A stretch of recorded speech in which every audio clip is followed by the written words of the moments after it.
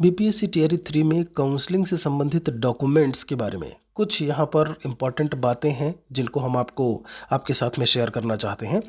Video को last तक देखिएगा। संभवतः वो चीज़ जो भी आपका सवाल है उसका आंसर हम यहाँ पर आपको बता दें। यहाँ पर एक प्लेलिस्ट हमने बनाई हुई है बीपीएससी टीआरई 3 काउंसलिंग 2024 के नाम से। यहाँ आई बटन पर भी आपको लिंक मिल जाएगा, यहाँ से जाकर के आप उस प्लेलिस्ट को देखिएगा तो वहाँ पर भी बहुत सारे वीडियोज़ हैं जो आपकी हेल्प करेंगे।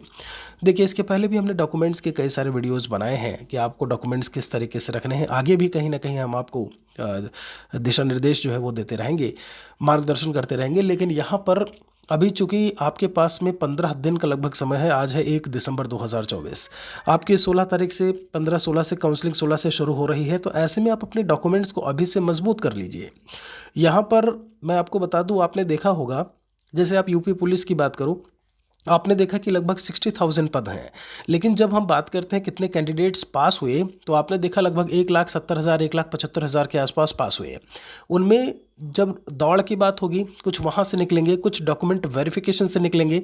आप मुख्य सेविका की नौकरी को ले लीजिए, 2300-2400 जो भी पद रहे हैं उसके सापेक्ष ज़्यादा संख्या में अभ्यर्थियों को जो है वो पास किया जाता है। बाद में डॉक्यूमेंट वेरिफिकेशन में उन्हें जो है वो क्या कर दिया जाता है, छाटनी उनकी छाट दिया जाता है। तो यहाँ पर भी इसकी संभावना पूरी है और इसीलिए कहीं ना कहीं हम आपको बोलते हैं कि आप पूरा अपने डॉक्यूमेंट्स को रेडी रख करके रखिए। एक एक चीज़ें मैं आपको कुछ यहाँ भी चीज़ों के बारे में मैं यहाँ पर बता रहा हूँ और कुछ आप अपने आप से भी पहले से भी आप तैयार करके रखे होंगे। जैसे ध्यान रखिएगा, अगर आपके सीटेट के मार्क्स कम है, पहले पॉइंट की अगर हम बात करें, सीटेट में आपके 90 नंबर से, आप अदर स्टेट से हैं, आपके 90 नंबर से कम है, 89 मार्क्स, 88, 82 हैं, आप किसी भी कैटेगरी से क्यों ना हो, आपको डॉक्यूमेंट वेरिफिकेशन से वंचित किया जा सकता है। अगर आप डॉक्यूमेंट वेरिफिकेशन में निकल गए किसी तरीके से, तो आपको आगे जा करके जो है अपनी नौकरी गंवानी पड़ेगी। इस चीज़ को याद रखिएगा। तो जो पास हो गए हैं, सीटेट में 90 से कम नंबर हैं, वो कृपया करके जो है डीवी के लिए नहीं जाएं। अदरवाइज बाद में आप पर जो है वो एफआईआर भी हो सकती है विभाग के द्वारा, शिक्षा विभाग बिहार सरकार के द्वारा।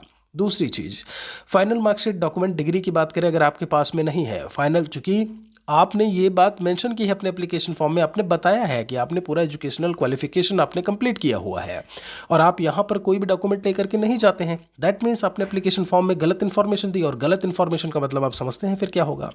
तो आपके पास में अगर डिग्री नहीं आई है, प्रोविजनल डिग्री होगी, औपबंधिक प्रकार की डिग्री, या फिर आपने कोई एप्लीकेशन लिखा होगा, कोई एक चिट्ठी पत्र लिखा होगा, उस पत्र को आप फॉरवर्ड करवा लीजिए, साइन मोहर करवा लीजिए। जो अथॉरिटी होगी, जैसे मान लीजिए डीएलएड का कोई है, डिग्री नहीं आया, तो ऐसे में आप डायरेक्ट पे जाइए, एक एप्लीकेशन या जो भी है वहाँ से उसको फॉरवर्ड करवा लीजिए साइन मोहर के साथ में कि ये चीज़ हमने कम से कम कुछ तो सपोर्टिंग डॉक्यूमेंट रहे आपके पास में।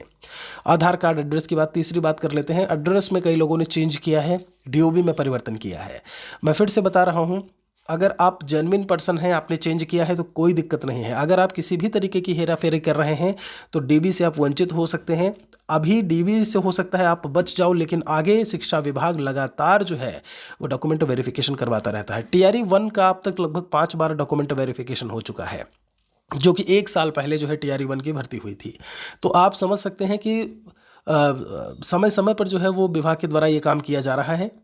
अगले हम चौथे पॉइंट की बात करते हैं। ऐसे में तो जैसे केएम मिस्टेक वाला था एक, ऐसे में तो केएम मिस्टेक में क्या है कि मैंने बोला था उसमें प्रॉब्लम नहीं होगी, ये बात सही है कि प्रॉब्लम नहीं होगी, लेकिन आपके जैसे बोलते हैं ना कि और अपने आप को सिक्योर रखने के लिए आप एक एफिडेविट बनवा लीजिए। आप अपने नियरेस्ट जो भी आपका कचहरी है वहाँ पर जाइए, आप अपने वकील जो भी हैं, किसी भी अपने मतलब किसी भी कोई भी वकील, अधिवक्ता, जो भी एडवोकेट मिले, आप उनको बताइए कि हमारे नाम में केएम जुड़ गया है और उसको जो है गलती और इसमें ये है और ऐसा ऐसा है। चूँकि केएम ऑलरेडी हो ही जाता था तो अभी इसमें ऐसा नहीं है, ये व्यक्ति हम ही हैं। इस चीज़ को लिखवा करके आप जो है इसको वहाँ से एक लीगल डॉक्यूमेंट आप प्राप्त कर लीजिए।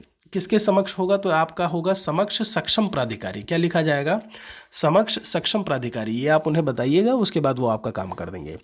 तो अभी यहाँ पर एक बात बहुत अच्छे से याद रखिएगा कि जितने भी आपके मिस्टेक्स हैं, अब आप संभवतः, मुझे पता है कि कमेंट में फिर देखने को मिलेगा, नाम में स्पेस है, नाम में हमारा ए की जगह डबल ए हो गया है, या और बाकी सारी चीज़ें, किसी भी प्रकार की मिस्टेक है डॉक्यूमेंट्स में, आप लीगल डॉक्यूमेंट्स की बात करें, एफिडेविट, नोटरी, शपथ पत्र, ये आप बनवा लीजिए अपने ही, जहाँ से आप हैं ना वहीं से बनवा लीजिए। लीगल डॉक्यूमेंट तो सब जगह वैलिड होता है, ठीक है, उसकी कोई दिक्कत नहीं कि यूपी का है, राजस्थान का, हरियाणा का है तो बिहार में नहीं चलेगा।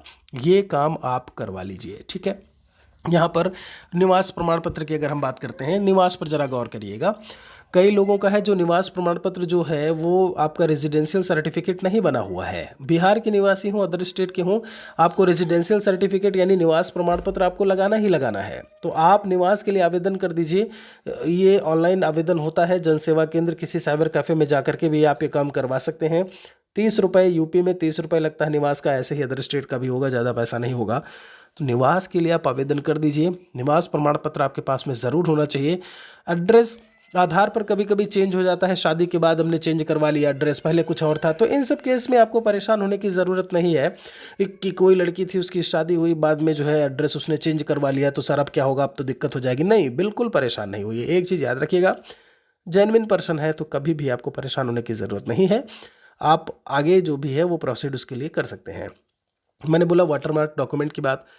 आप मान लीजिए वाटरमार्क डॉक्यूमेंट डाउनलोड नहीं करते हैं, आएगा भी डाउनलोड का, बीपीएससी के द्वारा बताया जाएगा, हम भी आपको यहाँ पर ज़रूर बताएंगे।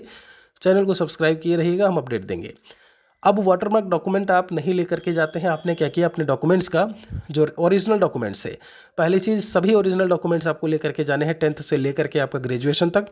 जो बिहार के हैं वो चूँकि 12th के बाद होता है वो वहाँ तक लेंगे। सीटेट का पूरा आप डीएलएड का पूरा सब कुछ आपको लेकर के जाना है, सारा ओरिजिनल होना चाहिए, उसकी फ़ोटोकॉपी। अब मान लीजिए उसी की आपने फ़ोटोकॉपी करवा लिया, जीरोक्स कॉपी, और लेकर के आप चले गए, ऐसे में आप डीवी के लिए उससे वंचित कर दिए जाएंगे। लेकिन परेशान होने की ज़रूरत नहीं है। मान लो गलती से लेकर के चले भी जाते हैं, आप आइए बाहर, उसको डाउनलोड करिए अपने लॉगिन आईडी पासवर्ड से, फिर आप उसको दूसरे वाले को लेकर के जाइए। उस दिन अगर आप नहीं जा पाते हैं तो आप अगले दिन भी जा सकते हैं, बिल्कुल दिक्कत नहीं है, ठीक है। यहाँ पर फ़ोटोज़ वगैरह तो पासपोर्ट साइज़ आप रखिएगा ही, कम से कम 20-30 फ़ोटो रखिएगा। बहुत जगह जगह पर अभी आगे बहुत सारा है जहाँ पर ये काम आने वाला है। यहाँ पर एप्लीकेशन फॉर्म मिस्टेक कई सारे हैं। जैसे शिक्षा विभाग, बिहार सरकार अध्यापक, विद्यालय अध्यापक चयन करना था, उन्होंने क्या किया, विद्यालय अध्यापक भी चयन कर लिया और नीचे जो है जो SC ST का था वो भी चयन कर लिया। तो ऐसे में एफिडेविट आप बनवा लीजिए कि मानवीय भूलवश या कुछ इंटरनेट कनेक्शन इन सब की वजह से कहीं ना कहीं वो गलती से चूज़ हो गया। आपने सीटेट में सर्टिफिकेट नंबर या उसकी जगह वो मार्कशीट, आपका रोल नंबर फेल हो गया, सर्टिफिकेट नंबर फिल करना था, तो ये कोई बड़ी चीज़ नहीं है, इसके लिए एफिडेविट वगैरह की ज़रूरत नहीं है। लेकिन इस तरीके की मिस्टेक्स आपने चयन कर लिया, आपने पात्रता परीक्षा की जगह दक्षता चूज़ कर लिया, आपको सीटेट चूज़ करना था, आपने एस्टेट चूज़ कर लिया, तो इसके लिए आपको एफिडेविट बनवाने की ज़रूरत है। हो सकता है ये वहाँ पर ना लगे, मैं फिर से बोल रहा हूँ, लेकिन अपने आप को आप सिक्योर तो समझोगे ना, आप में कोई दिक्कत समस्या तो नहीं रहेगी, आप सोच में तो नहीं पड़े रहोगे कि लास्ट टाइम पे हो सकता है क्या हो, ऐसे में ये हमने चूज़ कर लिया। मान लीजिए कि वो मांग लिया आपसे, फिर क्या होगा, तो आप एटलीस्ट उसको दिखा सके कि देखिए ये ऐसा ऐसा हुआ था और इसकी वजह से ऐसा हो गया है, और हम इसकी जिम्मेदारी लेते हैं भविष्य में जो भी होगा। तो ये सारी चीज़ें हैं, ये सारे ग्राउंड हैं, कुछ और भी चीज़ें, बहुत सारी चीज़ें इसमें होंगी, लेकिन जो इंपॉर्टेंट चीज़ थी, आपका आधार नंबर जो है वो आपका जुड़ा होना चाहिए, अपडेट होना चाहिए, OTP बराबर से आना चाहिए, इस चीज़ को याद रखिएगा। आधार में कोई मिस्टेक होनी नहीं चाहिए। एड्रेस बदलता रहता है, कोई दिक्कत नहीं है। नाम में, पिताजी के नाम में और जो भी चीज़ें हैं उन सब में कोई भी दिक्कत है, समस्या है, उसमें सुधार के लिए आप आवेदन कर दीजिए या एफिडेविट वगैरह बनवा लीजिए। कोई सवाल है तो हमारे लिए लिखिएगा ज़रूर। एक और वीडियो के साथ में जल्दी मिलेंगे।